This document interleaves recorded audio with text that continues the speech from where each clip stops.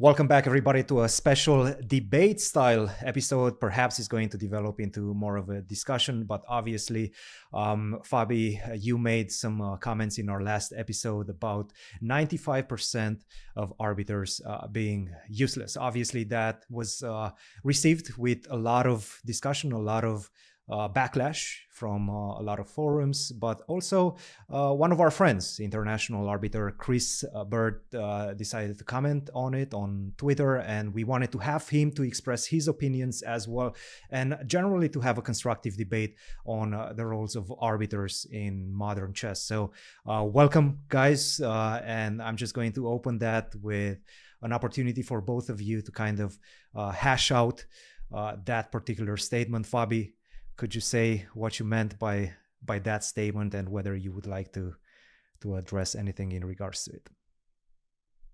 Sure, yeah, I'll just go quickly with some clarification. Yeah, I understand, of course, that the statement, which was an extreme statement, did cause some offense, and yeah, I probably would have worded it differently. Well, it was said a bit offhand. It was also, of course, an exaggeration. I haven't met all arbiters. I haven't played games under all arbiters, so I can't possibly know uh, what percentage are good or incompetent, and also perhaps the definition of good or incompetent would vary from person to person. But it was supposed to portray more or less a general sentiment. I think I definitely have a sentiment, and I think other players might also have it, that a lot of arbiters, um, I don't know if it's the majority or the vast majority, and of course there are good arbiters, and I was also going to, I was thinking about even mentioning some names of arbiters I've worked with who are skilled and who make good decisions and are attentive during games. And Chris, you were, of course, one of the people who came to mind, and we've done many tournaments together. Uh, but I've also had many experiences. I would even say that the majority of experiences where there's a conflict in my games, and it's exceedingly rare that there are conflicts in chess. Most of the time things run very smoothly without anything having to happen besides the players play a game, stop the clocks, and move on to the next game. But very often conflicts are really mismanaged horribly, and sometimes in very small ways you see incompetence, which maybe I can get into a bit later. But just you see some small things, and you realize that if it actually came to a dispute, that the arbiter wouldn't know what to do because they don't have a basic understanding of chess, it seems like. So that's more or less where I was going with the statement. Chris, obviously, as an international arbiter, an arbiter that has worked with Fabiano on numerous occasions, you found those statements irresponsible. Tell us what you found irresponsible about it, and why do you consider them to be irresponsible, and what corrections would you have in your opening statement? Yeah, so I don't think just coming out and blatantly saying that 95% of arbiters is completely useless is the right way to go about this.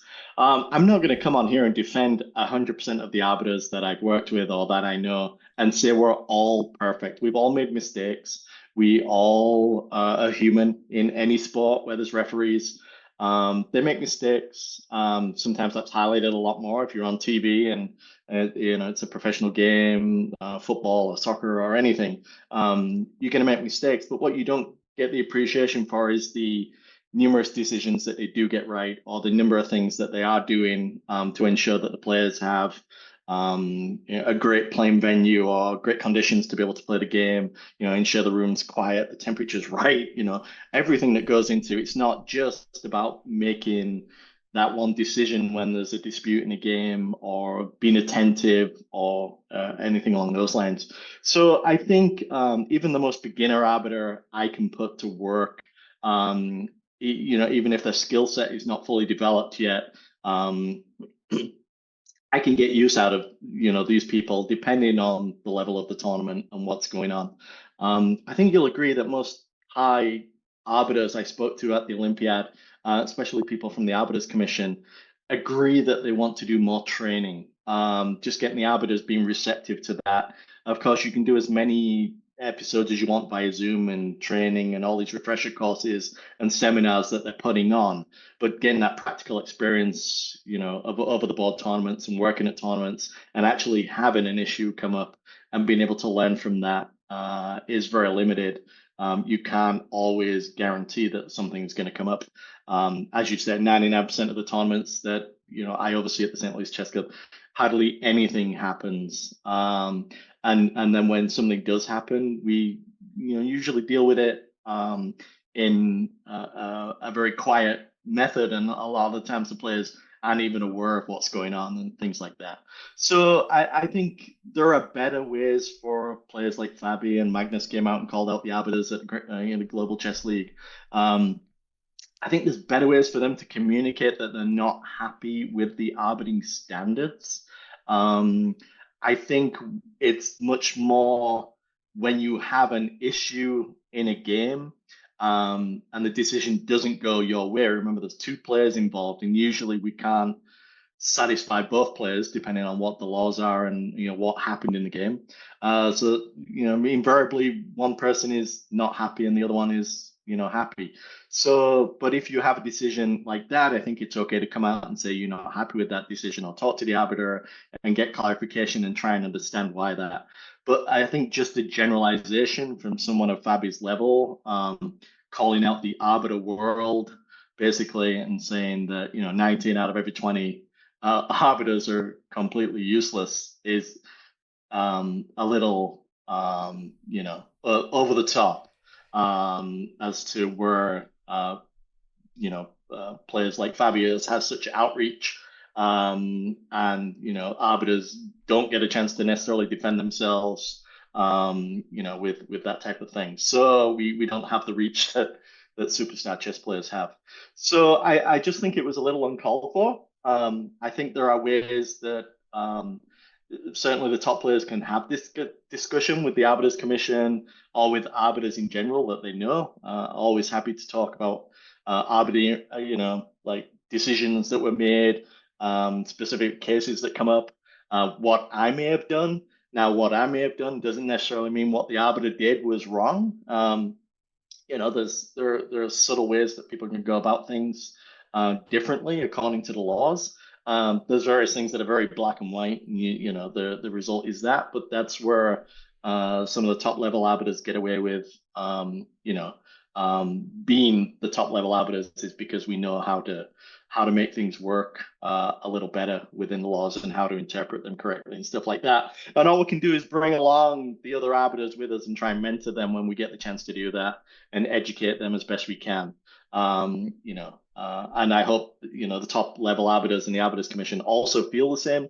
They just don't get the chance to work with the arbiters like as much as they would like. And despite the controversy, I do feel like this is a good moment for us to be able to kind of delve deeper into the roles of an arbiter. And I do want to pull it back a couple of notches and actually start with the question, what is the role of an international arbiter? Because my dad is an international arbiter. I know how much he works before the competition as well as after the competition and during the rounds, but after and before the rounds as well. Can you take us through what an arbiter does in preparation for an event, before a round and after a round as well, so that people get a more deeper understanding of what an arbiter does? Yeah, so I mean, the short answer is that we are a referee, right? So we're there to watch the games, to make sure that nothing goes on during the games that's against the laws, or to resolve disputes. But there's an awful lot of work that goes on prior to the events. For instance, the upcoming US Championships that Fabi is going to be participating in a few days. I've spent a lot of work working with the organizers right now, even from my home, remotely, making sure that the regulations and everything on the website are up to date, making sure that everyone is listed correctly for the tournament.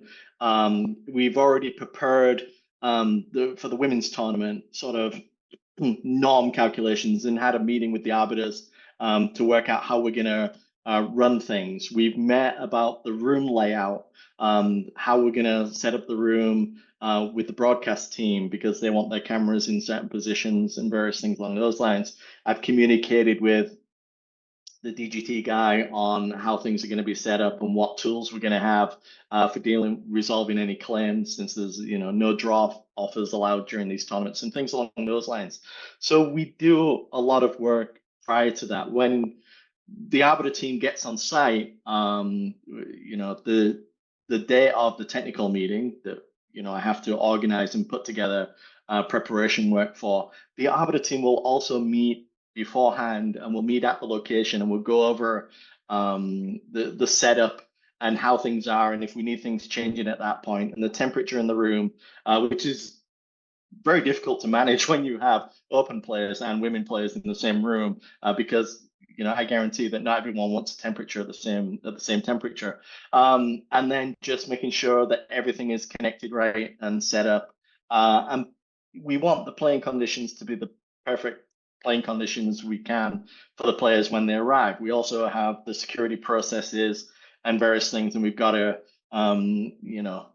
go over that with the Arbiter team and basically meet. So there's a lot of prep work before we get to the stage of the players arriving for round one and showing up and playing the games. They get to play the games and we get to monitor everything. And then so then there's all the work of, while the tournament is in progress, making sure that results are entered correctly, just making sure that everything is great. Normally we used to have spectators at St. Louis. We don't have that. We have the luxury of not having to worry about those. But when we had spectators, we're allowed to come and watch the games, which hopefully once they finish the renovations, that will be allowed again. There's a lot of monitoring of third-party things that don't necessarily involve watching the games, which it comes back to one of the things that Fabi mentioned about the arbiters aren't necessarily attentive or things along those lines. So then, of course, afterwards, there's a lot of paperwork to be filled out. There's a lot of rating reports to be done, norms to be processed, various things that we have to do, especially for a national championship involving US chess and letting them know who won, and World Cup spots and various things that we've got to figure out. So it's not just a question of, there's a chess game in front of us and our only job is to watch that chess game that's going on. Of course, we'll have 3 arbiters for this event and 12 games to watch at a time, which means you've only got one set of eyes. You can only really watch one game at a time. So how you divide your attention between those games is a skill set that an arbiter needs to develop too as well. You wouldn't think about just little things along those lines, but yes, as you said, there's a lot more to being an arbiter. If you look at the Arbiter's Handbook, I mean, it's this thick with regulations and rules and various things, competition rules and the fair play, regulations and everything that goes into making a chess tournament tick. And what the people see on the broadcast, it's an 11-round tournament, players playing chess, they finish chess, and then they go for an interview.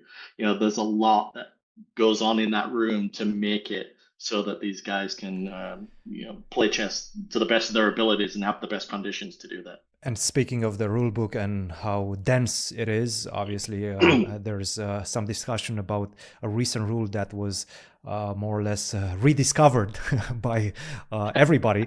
We will discuss that later on in the podcast.